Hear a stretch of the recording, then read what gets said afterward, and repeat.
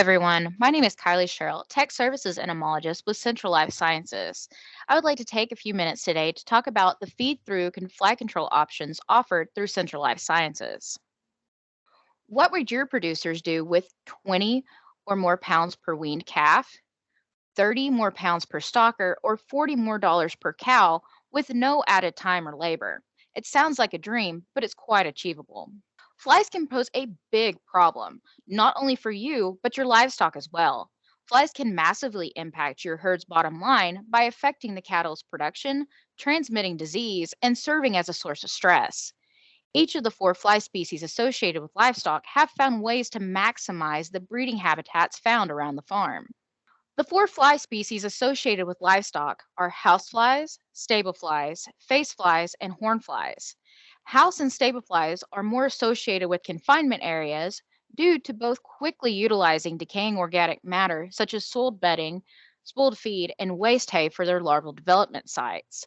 But these species can also become an issue if those materials are also found in close association of pastured cattle. Face and hornflies prefer to lay their eggs in fresh cattle manure. When producers are battling flies, one of their first questions is, where are my flies coming from? Each of the four species have very specific areas for larval development. As mentioned earlier, house and stable flies will quickly use compost, hay, and spoiled feed just as quickly as they will manure. Unlike those, face flies and horn flies only utilize fresh manure. Any areas close to dry lots, veterinary pens, or waiting areas can sometimes be left to less than optimal sanitary conditions. Any kind of pile up feed, pushed out bedding, or hay that resembles the picture will quickly turn into larval development sites. Just scraping the top layer of the hay to the left, we can quickly find larvae. Flies out in pasture are a little bit harder to detect due to the larvae developing in manure pats. If your cattle are out grazing and evenly spaced out across your pasture, they're not concerned with flies. However, like the picture to the right, if producers' cattle are bunched up, not grazing, they're trying to get away from fly pressure, regardless of the species. The hornfly has been the number one economic pest of concern for pastured cattle for decades. The U.S. cattle industry spends over $1 billion annually on control costs and recovering lost cow productivity. This tiny fly can pose a big problem rather quickly. Economic threshold, or the economic impact of these small flies, is 200 per cow or 100 per side. We've all seen cattle like the picture to the left that have clouds of flies following. Here is another graphic demonstrating what those differing populations and the associating level of fly control. From left to right, we go from excellent fly control to unacceptable. At below average control, we are over our economic threshold of 200 per cow. Unfortunately, we have all seen cattle herds that resemble the unacceptable control for the far right. Those herds are drastically impacted by hornflies. The hornfly can complete its life cycle in 20 days. In certain temperature and weather, that number can be cut in half to 10 days. Larvae only develop in fresh, undisturbed cattle manure. The adults, however, are blood feeders and keep a close association with cattle, feeding up to 40 times per day. Unfortunately, when populations reach into the thousands, hornfly populations can cause anemia just from the blood loss alone. When associated with productivity indicators, fly populations reduce grazing time and feed efficiency, both impacting average daily gain. I was not joking earlier when I said up to 30 pounds can be recovered on stalkers by implementing fly control alone. In cow-calf, hornfly populations still reduce grazing time, which affects the cow's milk production and her calf's weaning weight. At an average of 20 pounds per calf can be recovered at weaning by implementing fly control for the cow. If you see cattle bunched like the picture to the right, they are trying to avoid fly pressure, and in doing so, are not out grazing, turning grass into pounds of beef. Even when retaining replacement heifers, hornflies are becoming a big issue due to transmitting the bacteria that cause mastitis.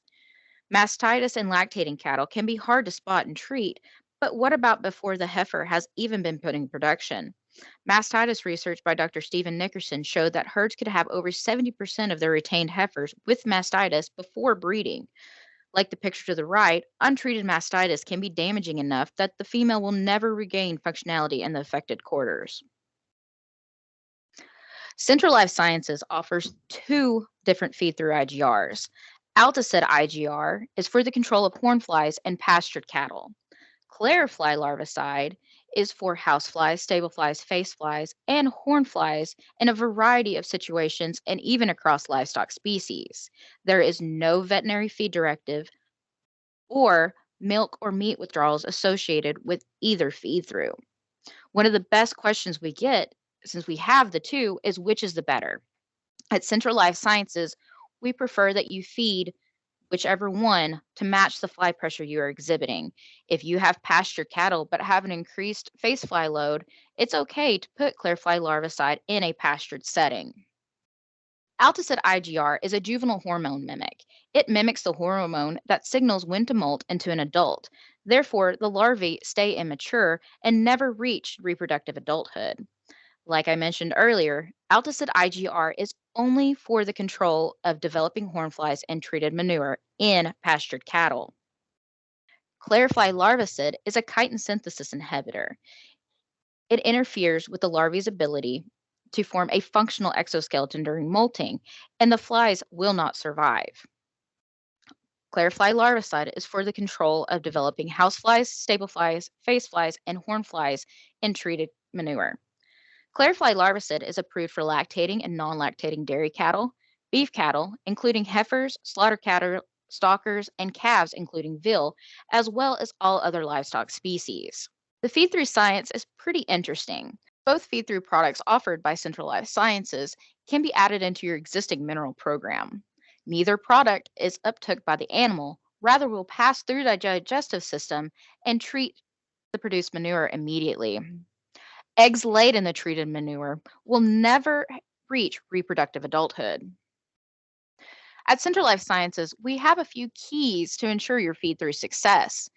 If out in the pasture, ensure daily intake. Make sure that the provided supplement is available to all cattle at all times and they never run out. In confinement, daily intake is still needed, but the bigger issue is ensuring to minimize and manage any other larval habitat. Remember, remember that includes compost, waste hay, spoiled feed, and spoiled bedding. In either situation, dosage must match cattle size, abide by the 30-30 rule, and pair with good IPM practices, as both feed-throughs are larvicides, not adulticide, and will have no effect on your already adult population. As the map above suggests, these are the average dates of last frost in the spring for the United States. We want either of the feed-through supplements available to the cattle before the first frost in order to ensure that the cattle manure is being treated before the flies begin to emerge and lay eggs in the spring. Likewise, this is a map of the first frost averages across the nation. We still recommend feeding either feed-through supplement 30 days after the last frost to help inhibit those larvae that are still developing and will overwinter and emerge next spring. What you do in the fall will determine your success next spring. Any of the listed MLS tubs can have one of our feed-through supplements put in, regardless of its Altosid IGR ClariFly Larvicide. The MLS number 5 stress tub is only offered with ClariFly Larvicide, and likewise the MLS number 17 high fat will only be able to be offered with Altosid IGR. For more information about MLS, go to www.mlstubs.com, or for Altosid IGR, www.altosidigr.com, or for more information on the ClariFly larvicide, go to www.centralflycontrol.com/pound. Thank you for your time.